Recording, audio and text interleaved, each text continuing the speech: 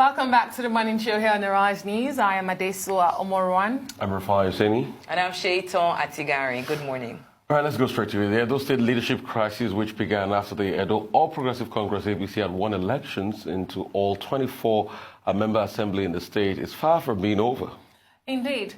Now, the fact that there is a common platform being shared by the members of the Edo State House of Assembly, the APC National Chairman and former Governor Adams Oshiomhole, as well as the incumbent Governor Godwin Obaseki, would have made the outcome of the 2020 governorship election in the state more than predictable. However, against the backdrop of the worsening crisis, there seems to be an emerging consensus among political watchers that the All Progressives Congress might be in for a great surprise at the polls next year.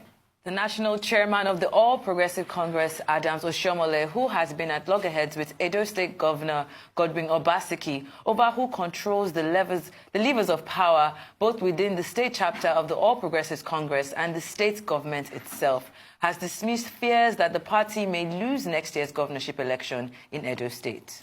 However, there is now an impression that everything is being done to resolve all the crises in the state at the national level. Oshiomhole, who has debunked insinuations of a disintegration of the APC, believes strongly that all is well. Very angry and all that. We are on top of the situation. But let me reassure you, Edo State is not at the risk of losing the next election. Edo people have accepted the APC as a preferred party since 2008 when I assumed office. And if you look at the result of elections, it shows that the people have faith in our party on the basis of the performance of the government that the party has produced, both when I was there and even after I have left. But there are issues. The fact that I come from a place does not mean that the place cannot have a quarrel. I would be very surprised that you must be exceptionally lucky as husbands and wives, if between you and your wife and sometimes your children, you do not have misunderstanding. If anybody suggests that when you have argument in the family house, that the family is about to go under, the person may be a poor student of human history and human organization. I believe that the issues in Edo and in any other state will be resolved peacefully, to the benefit, not just of the party, to the benefit of the people in those states. We are committed to retaining Edo, particularly now that we have Bayelsa added to Edo. The more reason we cannot afford to do anything which, in our opinion, can possibly lead to APC losing Edo State.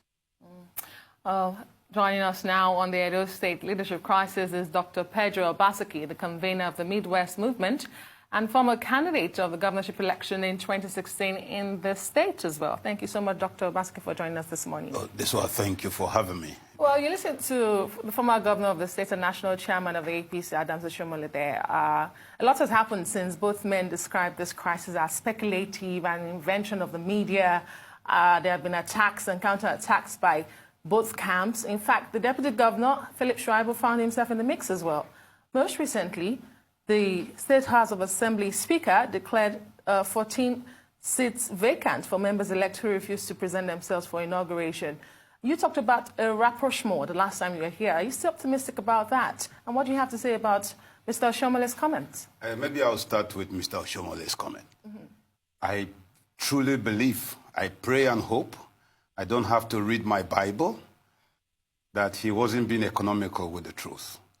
I pray and hope that he really means, or he really meant what he said. Because if he does really mean what he said, then what we've been having is more or less like a storm in a teacup, you know. But as someone who just flew in from Benin into Lagos yesterday, at least I can, without mincing words, you know, read the political thermometer of the state.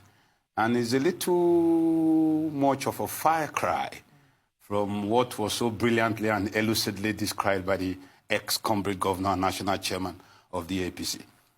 But I believe that the only way that the Edo Commonwealth can be protected, and the only way that no few persons, for the sake of their selective individual personality crisis or problems, will fret away the patrimony of the collective peoples of Edo State, that the only way, like every war, should be settled on a negotiating table. So I believe by the grace of the Lord and by the good people and ancestors of the God-fearing, culturally oriented, Oba-respecting people of Edo State, both parties, particularly the national chairman, has no other way than to settle. If not, he in particular, and to a lesser extent all the other actors involved, will be swept away on the dung heap of our political yesterday. Let me, make this look sort of like a movie scenario. Yeah. And this became very palpable to me when something happened recently to the APC. Pastor Eze Iyamu. Yes. You want to call that a provocateur in this big movie? Because there is no smoke without fire. Pastor Eze Iyamu can't just join the APC and says, I'm here to support the status quo. Well, what is the status quo? The status quo, allegedly, is so to ensure that the governor returns. Every governor gets a second term. But Pastor Eze Iyamu coming into the APC in the heat of all this matter. Talk to me about this. I don't want you to believe. I think we are overflogging it to actually think that Pastor Eze Iyamu is the agent provocateur here. He is not. I have the singular privilege of being a younger brother to the sitting governor and also being a maternal cousin to Pastor Eze Iyamu, who I actually supported in the last election, exercise. But I want to make this clear, that from the polity, because none of us actually expected Dr.DON Obaseki to perform to the extent he's performed. Everybody at that time thought that we were going to be saddled with more of the same. And he has changed the entire political landscape. Whether we like it or not, in spite of what he's playing out in Edo State, it is clear and glaring that there is a new sheriff in town. So for me, I wrote an article about 2 weeks ago when the rumor became heightened that Pastor Eze Iyamu was moving to the APC. Till now, he hasn't really moved to the APC. Really. I hear it might be on the 13th. And I wrote there that I just pray that the once upon a time political fixer in Edo State will not transit into a political dinosaur. Because the polity in Edo State today, the entire polity, from the grassroots to the upwardly mobile middle class, happen to be, forget the brigandage on social media, to be on the side of the sitting governor, of the incumbent governor. And if Pastor Eze Iyamu, a very intelligent man in terms of looking at the political landscape, will not allow himself to be swept away in a tsunami, which is what is actually brewing. So I don't join those who think that the movement of Pastor Eze Iyamu... But he's not going to come and just say, I want to be a party man. We know Pastor Eze Iyamu, he's got aspirations. Yeah, and I got aspirations too. And he's constantly showing those aspirations. So Pastor Eze Iyamu coming to the APC... From the PDP? From the PDP, yes. He's going to want to challenge an Obaseki at the primaries of the APC, for instance. A lot of people are saying that is Oshiomhale's joker. No. Let me explain something. You see, I am close to both persons. And I will say here, without mincing words, that maybe one of the major triggers of Osage's campaign was me. I was the podium leader. I was the speaker. I was the man who took him and all he stood for with all humility. And I can say that the only thing that Pastor Eze Iyamu is not is stupid. Seriously. And I think that the Shakespeare once said that there is no art yet to tell the mind's design, the man's construction on the face. We cannot be ascribing to a man what he had not yet said.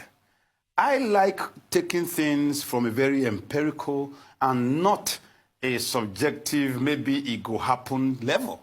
And taking that into consideration, I will only judge Pastor Osagie Izeyamu on what he said, on what he does, and not the provocative array and plethora of rumors that has inundated the space. I am a victim of unprovoked rumors. So I think that maybe the PDP, we know what is happening down in my state, the PDP had more or less similarly locked out Pastor Izeyamu. And he has made it clear that he doesn't want to be so locked down. But however, in the larger scenario in Edo State, the first thing we ask is, who is in charge of the party at the state? You read all the stuff in the newspapers. You see all of them on television. The governor, I use the word, the governor is the new sheriff in town. In short, he has even surprised a lot of us by his capacity to even come out. We are not a docile people. And not stopping there, the Edo people, we are humongously, how will I put it? We are very opinionated, at times grossly negatively so. That is the truth. So for me, an Obaseki, I do not think that there will be a major fight in the general election. As for the primaries, 1 month is a century in politics. So when I see people sitting behind the sanctuary of locked doors and begin to play draft on a chessboard, I begin to wonder, are you really looking at the arithmetic or you are looking at the geometry? Oh. And on that level, I will say the election, the primary elections is in another 5 months. Okay. And it's too early for us to begin to bail the cat. We'll come back to talk some more about Edo politics right after this break. Please join us again.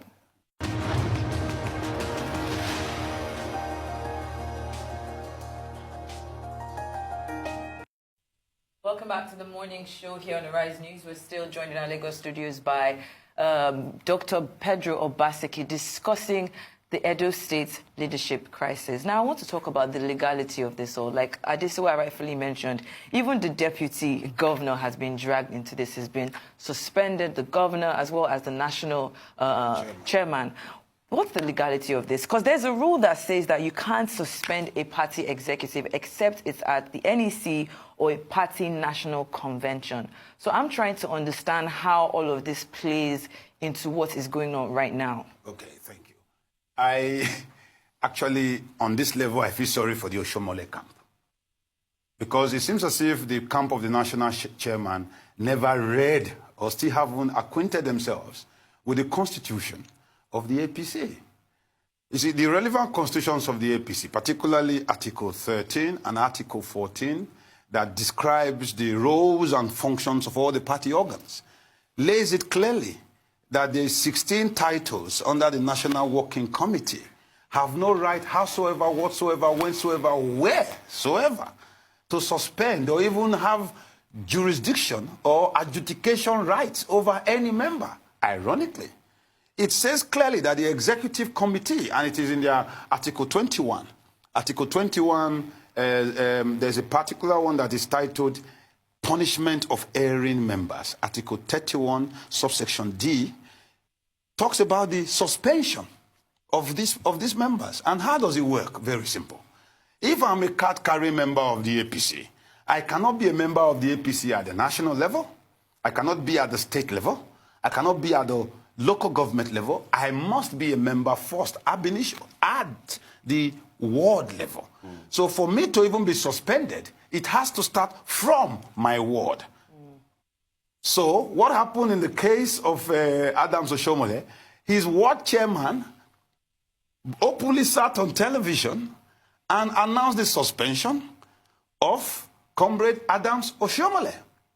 Now, the next thing the thing says is that for it to take effect, it must be ratified at the local government executive council level, which is all the members of the working committee, along with the elected officials and ex-official members of the local government level, and whoever is a councillor. Then it now goes to the state executive committee, not the state working committee, not chairman, no. That is all that the governor of the state and all those persons. Now, before it will now be referred to the National Executive Committee, which is all the state governors, the Senate president, and the president of the country, who is a member of the party, or the governors who are members of the party, two senators from each of the geopolitical zones, not all the senators, and then 3 House of Rep from each geopolitical zone. So it's clear. So which means that from the very beginning, the National Working Committee of the APC, which is actually parading the best party constitution in Nigeria because it was written by forces who did not trust each other. The ACN, the AMPP, the ABGA faction of Rocha Sokorocha, and the CPC. So you had a motley of forces, each one checkmating each other to produce pardon my French, a damn good constitution. So, and the constitution actually splits, there is serious split and separation of power. Like it's even better than the Nigerian constitution in the way it plays out. In the check, yes, because of the very, very high level of checks and balances. So when I look at it, and the thing says that once you are suspended, you have 7 days to appeal. And when the appeal goes, there's 14 days to sit over the appeal. And then there's another 7 days to appeal the appeal. And after that, the National Working Committee, it is beholding on them to now carry out whatever the final judgment is. Now, where is Oshomole in trouble? Because I read last week that one of their people went to court to insist that Oshomole does not even have, he doesn't have the vials in law. He doesn't have the rights, the powers.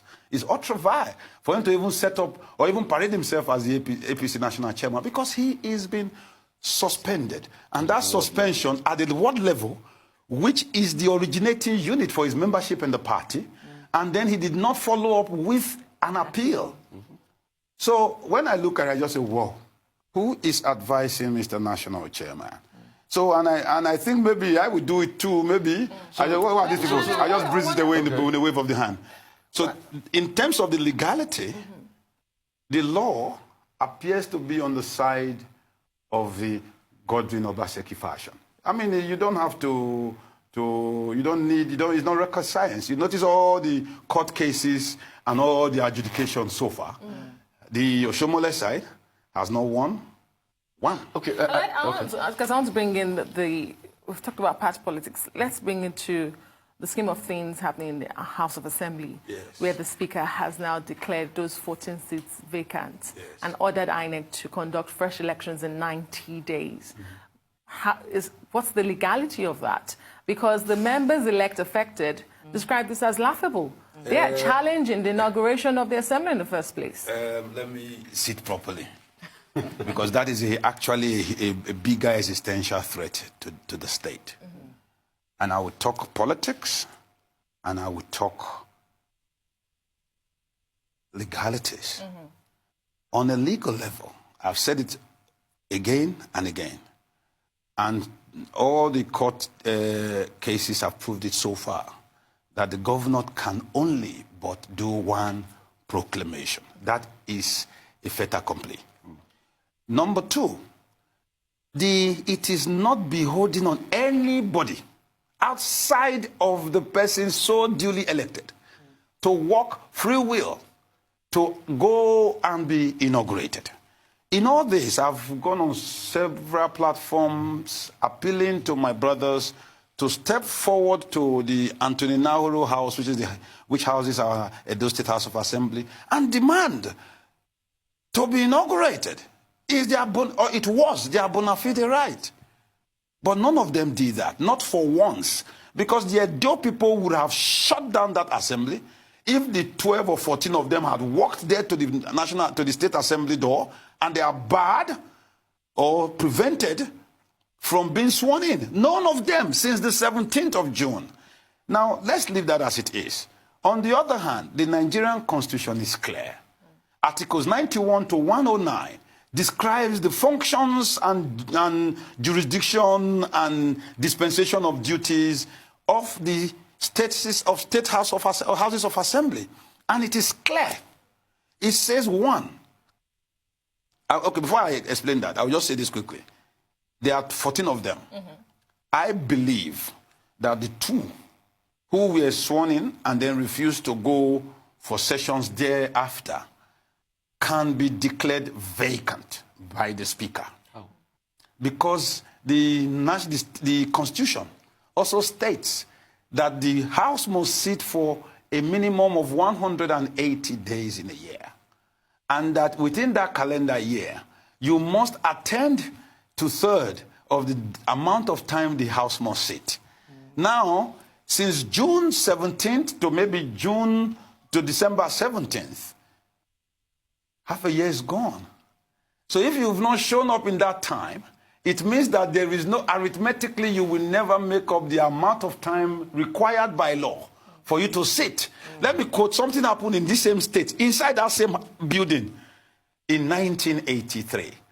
And it was the case of Barrister Benson Alegbe, Speaker of the Edo State House of Assembly, of the Bender State House of Assembly, as it then was, being sacking or declaring the seat of a member vacant. They went to court, and the Supreme Court declared that as it is in the 1979 Constitution, which paragraph was actually lifted in total in the 1999 Constitution, which also states that only the Speaker, if you can only be absent if the Speaker agrees in writing that the number of the reasons for your absence is legitimate, like maybe falling ill, huge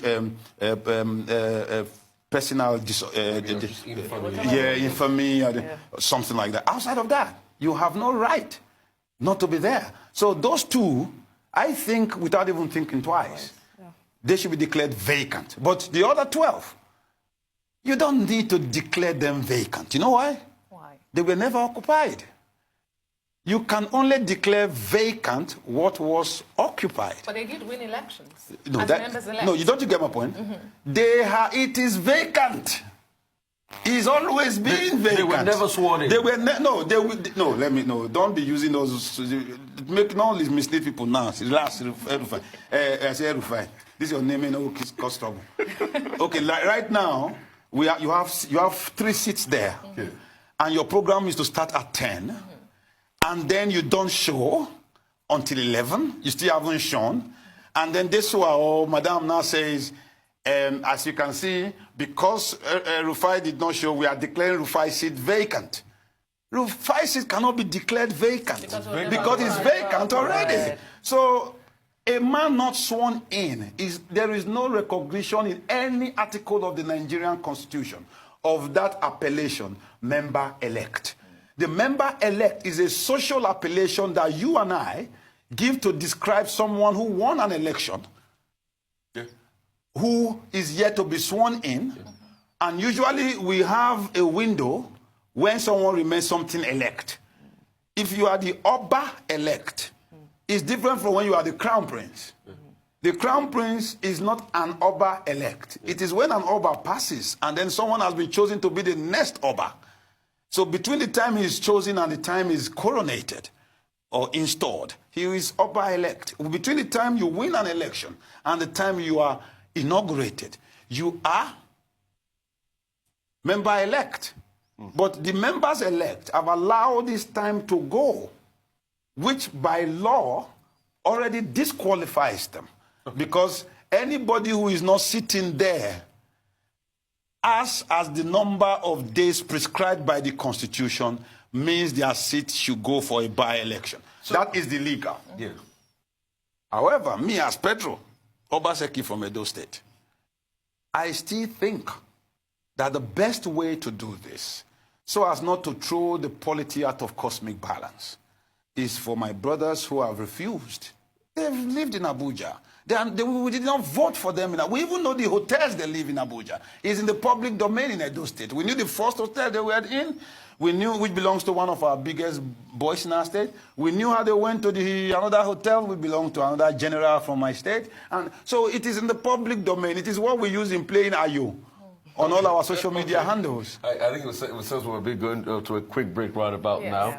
But we have a lot of follow-up. So you were trying to say what should be done. So they should still go ahead and get sworn. Yeah, they said they should be declared vacant. If I was the one, I would go tomorrow. So quickly go. And I will create a little constitutional... We'll go for a quick break. When I come back, I'll just talk on the lines of legality. We'll be right back.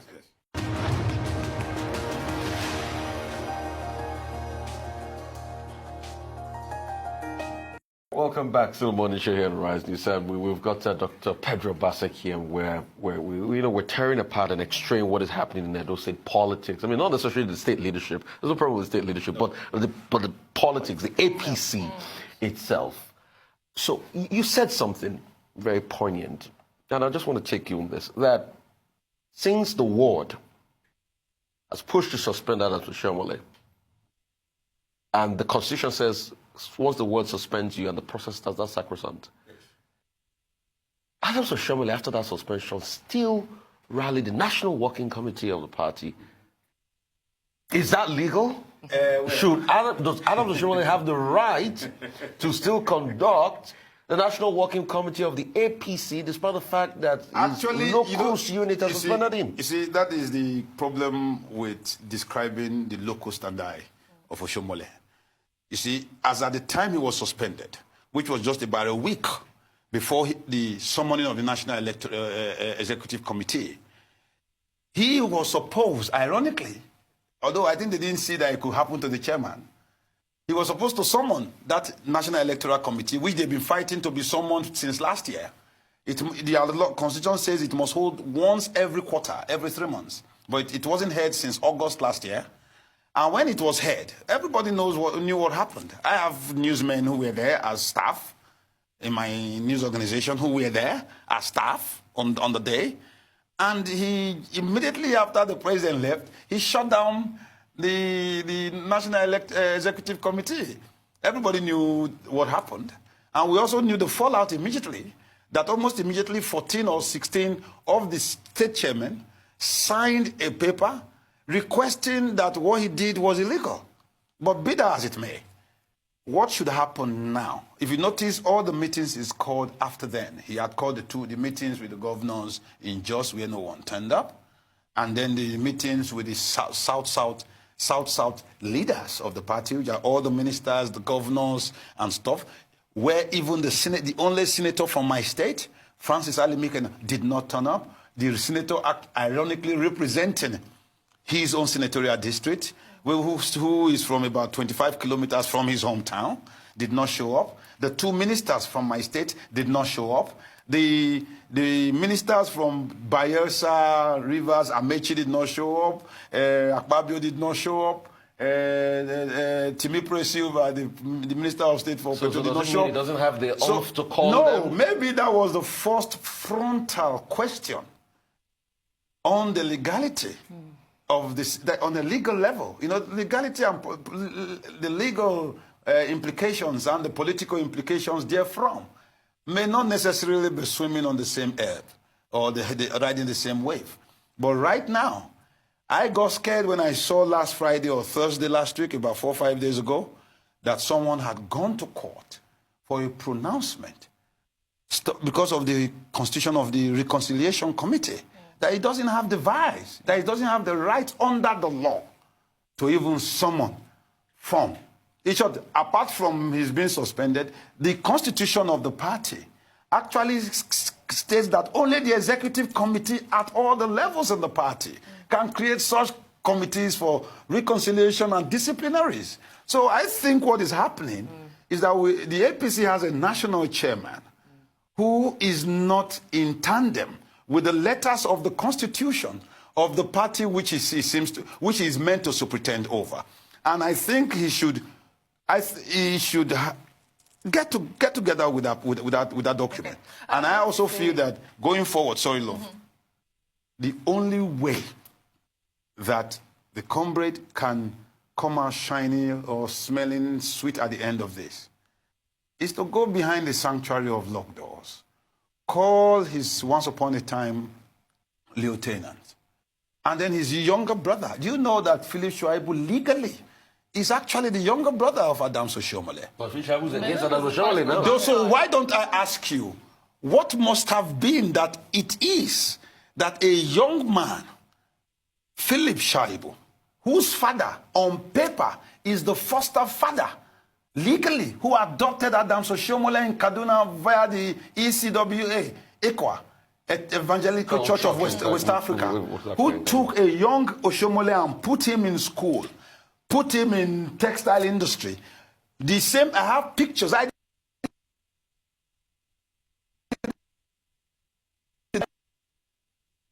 young man, for want of time, go against Oshiomhole. Something must be systemically wrong.